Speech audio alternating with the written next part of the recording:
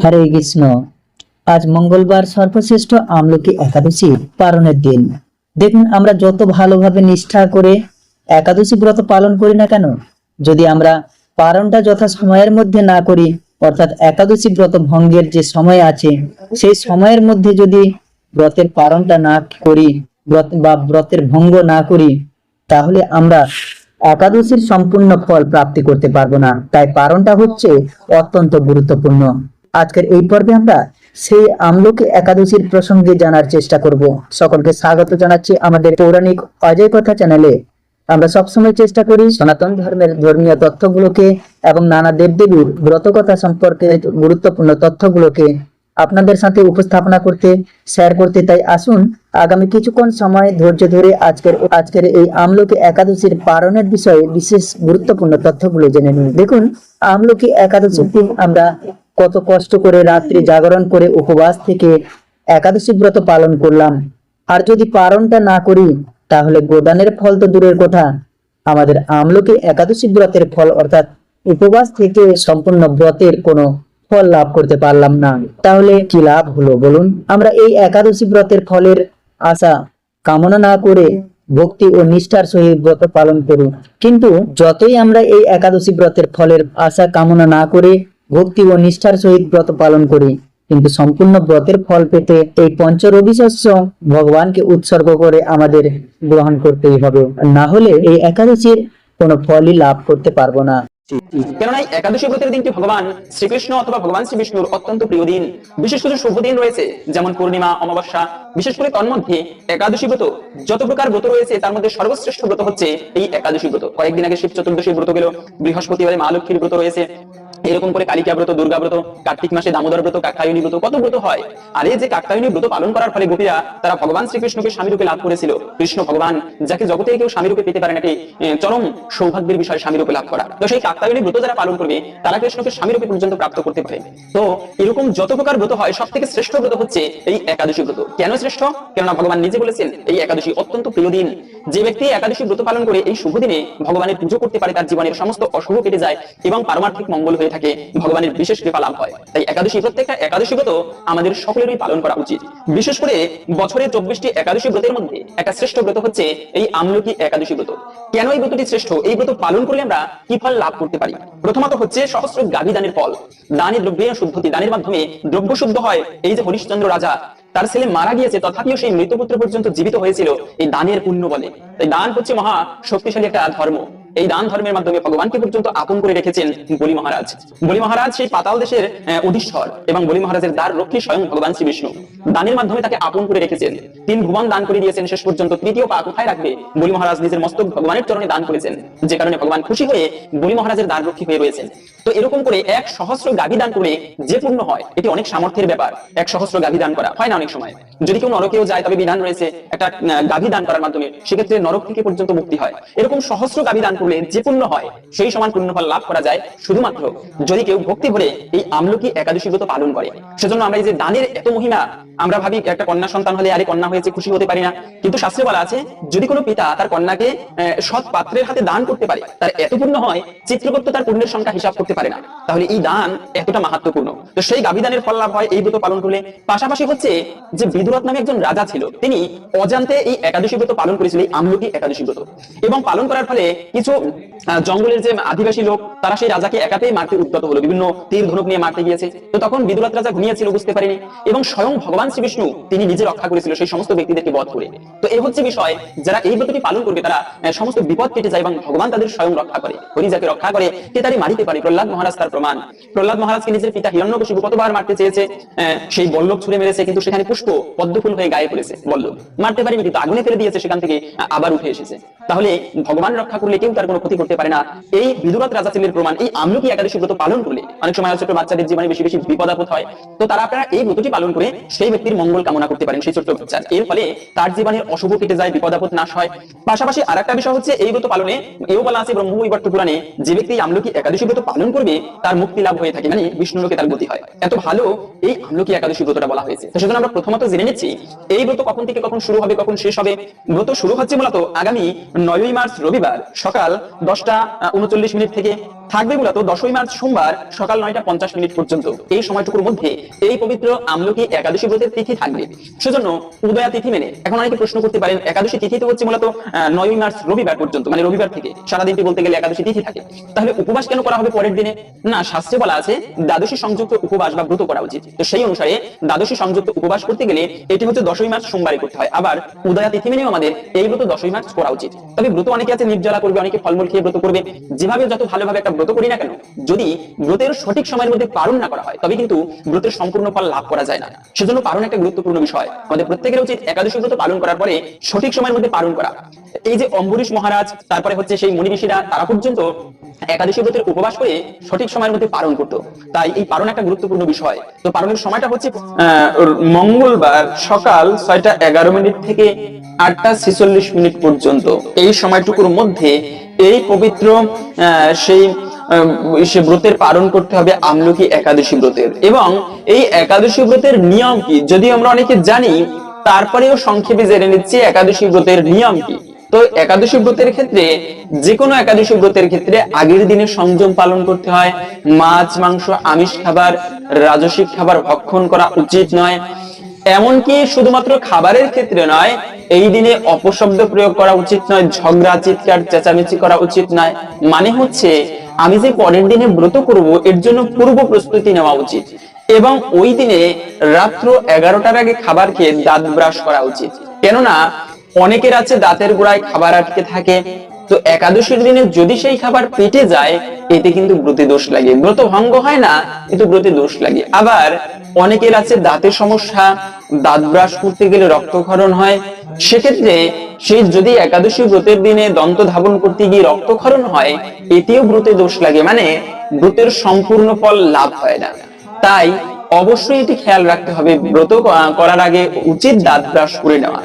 এবং ব্রতের দিনে সকালবেলা 21 বার কুলিকুচি করলেও আয়ুর্বেদ শাস্ত্রের বিধান, তবে এতেও সেই দন্ত ধাবন করার সমান ফল হয়ে থাকে। এবং একাদশী ব্রতের দিনটি হচ্ছে মুখ্য। ওই দিনে যে কাজগুলো ভুলেও করা উচিত নয়, তার মধ্যে প্রথমত হচ্ছে একাদশীর দিনে বেশি বেলা করে ঘুমাতে নেই। যে ব্যক্তি ঘুমিয়ে থাকে তার ভাগ্যটাও ঘুমায়।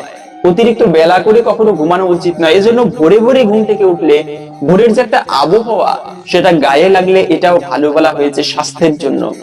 তাই যে ব্যক্তি সকালে ঘুম থেকে উঠে সে অনেক কাজে এগিয়ে যায়, কেন সকালে কাজ করার যে একটা মনোসংযোগ এটা অন্য সময়ে থাকে না। এজন্য একটা দিনের মধ্যে শ্রেষ্ঠ সময় হচ্ছে সকালবেলা বা প্রভাতকাল, ব্রহ্ম মুহূর্তটা হচ্ছে শ্রেষ্ঠ সময়। তো এই সময়টা কাজে লাগানো উচিত। বিশেষ করে সাধক যারা সাধনা করে, অন্ততপক্ষে এই একাদশী ব্রতের দিনে সবাই তাড়াতাড়ি ঘুম থেকে উঠে স্নান আদি করে ঠাকুর পুজো দেওয়া উচিত। কেন এই একাদশী ব্রতের দিনটি এত শ্রেষ্ঠ বলা হয়েছে? কেননা অন্যান্য দিনে ধর্ম কাজ করলে যে পুণ্য ফল প্রাপ্ত করা যায়, একাদশীর দিনে সেই ধর্ম কাজ করলে তার থেকে সহস্র গুণ বেশি ফল লাভ করা যায়। তাই তো একাদশী ব্রতের দিনটি এত গুরুত্বপূর্ণ। সেজন্য আমাদের সকলেরই উচিত এই একাদশী ব্রতের দিনে ভক্তি ভরে সকালবেলা উঠে ধর্ম কাজ করা, ঠাকুর পুজো করা। এবং বলা আছে এই দিনে কেবলমাত্র অনেকে আছে উপবাস করে থাকে, শুধুমাত্র একটু না খেয়ে থাকাকেই উপবাস বলে না। উপ মানে নিকটে, বাস মানে বাস করা, মানে হচ্ছে এই দিনটি ঠাকুর সেবায় ভক্ত সঙ্গে কাটানো উচিত। এখন আমি উপবাস করলাম, আজে বাজে সঙ্গ আবার ঘুমিয়ে কাটালাম, তো সেক্ষেত্রে উপবাস করার প্রকৃত অর্থ হলো না। তো এই দিনে ভক্ত সঙ্গ করা উচিত। অনেকে আছে যে আগের দিন নিরামিষ খেতে পারে না, কাজে থাকি দূরে বা হোস্টেলে থাকে, সেক্ষেত্রে কি ব্রত করতে পারবে কিনা এরকম একটা প্রশ্ন প্রায় করে থাকে বা এরকম হয়ে থাকে বিষয়টা। তো সেক্ষেত্রে যে কেউ ব্রত করতে পারবে। যদি কেউ ভুল করে আগের দিনে আমিষ খেতে মানে নিরামিষ খেতে না পারে, আমিষ খাওয়া হয়ে যায় পরিবেশ ক্রমে, তবে অবশ্যই ব্রত করতে পারবে। কেন? সে তো আর ইচ্ছা করে করেনি, পরিবেশ অনুসারে হয়ে যাচ্ছে। তো ভগবান দেখবে, এটা অবশ্যই যে কোনো অবস্থায় যে কেউ ব্রত করতে পারবেন। এবং এই ব্রতের দিনে কি কি খাবার খাওয়া যাবে? মনে রাখবে, একাদশী ব্রতের দিনে যে কোনো প্রকার ফল খেতে পারবে, তবে সর্বোত্তম হচ্ছে নির্জলা ব্রত করা। আগের দিনের লোকেরা, এখনো অনেককে দেখা যায় বৃদ্ধ লোক, তারা নির্জলা ব্রত করে, মানে একাদশীর দিনে জল ফোঁটা পর্যন্ত পান করে না। কিন্তু বর্তমান যুগে গ্যাসের সমস্যাটা বেশি হচ্ছে, তো এজন্য অনেকে আছে নির্জলা ব্রত করতে গেলে শারীরিক ক্ষেত্রে সমস্যা হয়, সেক্ষেত্রে আমি যেরকম ফলমূল খেয়ে ব্রত করি বা যে কোনো প্রকার ফল খাওয়া যাবে এরকম ফলমূল গ্রহণ করে আপনারা ব্রত করতে পারেন।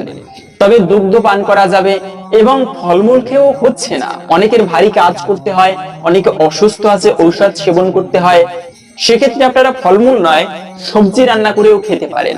যেমন ফুলকপি, বাঁধাকপি, বাঁধাকপি নয় ফুলকপি, মিষ্টি কুমড়া, মিষ্টি আলু, পেঁপে, কাঁচকলা, এগুলো আপনারা সবজি হিসেবে রান্না করে খেতে পারেন। তবে সবজি রান্না করার সময় মনে রাখবে ভুলক্রমেও সেখানে সেই সরিষার তেল দেওয়া উচিত নয়। কেন? একাদশী ব্রতের দিনে আপনি ব্রত করেন কিংবা না করেন, ভুলক্রমেও কখনো উচিত নয় সেখানে সরিষার তেল, পঞ্চরবি শস্য ভক্ষণ করা। এতে পাপ না করলেও সকল পাপের ভাগী হতে হয়।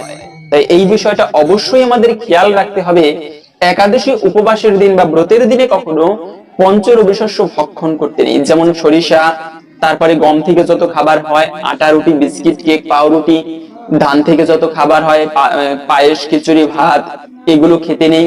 ভুট্টা, যে কোনো প্রকার ডাল, ছোলা বুট, কাউন, এগুলো কখনো খাওয়া উচিত নয়। এমনকি কিছু শাক রয়েছে, সবজি রান্না করার সময় অনেক আছে শাক সেই সবজির মধ্যে দিয়ে থাকে, কিন্তু একাদশীতে শাক খাওয়া উচিত নয়।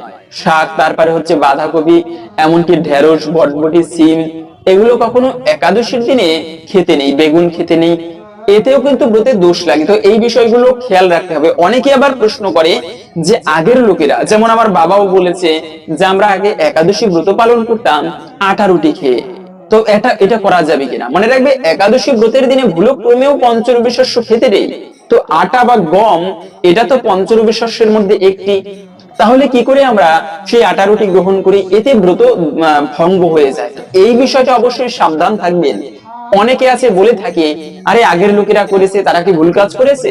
অবশ্যই এটা ভুল, কারণ আমরা এখন শাস্ত্র জানি। শাস্ত্রে আছে পঞ্চরবি শস্য ভক্ষণ করলে মাতৃহা পিতৃহা চৈব ভাতৃহা গুরুহা তথা একাদশান্ত ইয়ো ভূয়াক্তে বিষ্ণু লোকচ্যুত ভাবে। যে ব্যক্তি একাদশীর দিনে পঞ্চরবি শস্য ভক্ষণ করবে, মাতৃহত্যা, গুরু হত্যা, ভাই হত্যা, ব্রাহ্মণ হত্যা, সকল ভয়ানক পাপের ভাগী হতে হয় পাপ না করেও।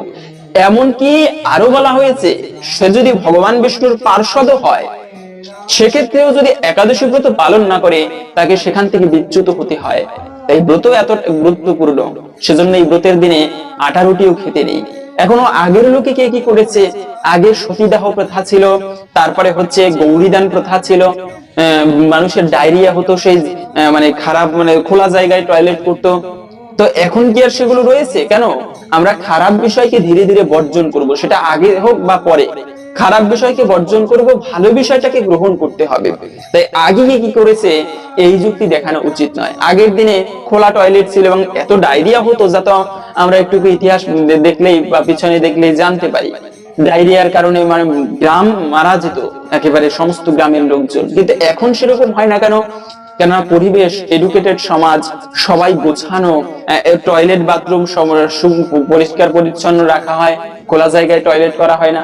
খোলা জায়গায় টয়লেট করলে ওখানে মাছি পড়ে, আর ওই মাছি খাবারে এসে পড়লে ওই খাবার যে খাবে তার পেটে নিঃসন্দেহে সমস্যা হবে, এবং এইভাবেই করে ডায়রিয়া হতো। তো যাই হোক, ওটা ভিন্ন প্রসঙ্গ। কিন্তু আগের মানুষ যে যা করেছে ওটা ধরে বসলে আমাদের চলবে না। ভালো কিছুকে গ্রহণ করতে হবে, যে বিষয়টা ভালো নয়, খারাপ, সেটাকে বর্জন করতে হবে। সেজন্য আপনি নিজে এই একাদশী ব্রত পালন করুন এবং সকলের মাঝে ছড়িয়ে দিন, যেন আমরা সবাই এই একাদশী ব্রত প্রসঙ্গে জানতে পারি, ব্রত পালনের জন্য উৎসাহী হই।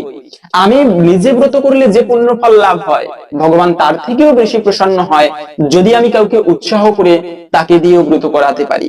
এতেও ভগবান আরো বেশি প্রসন্ন হয়।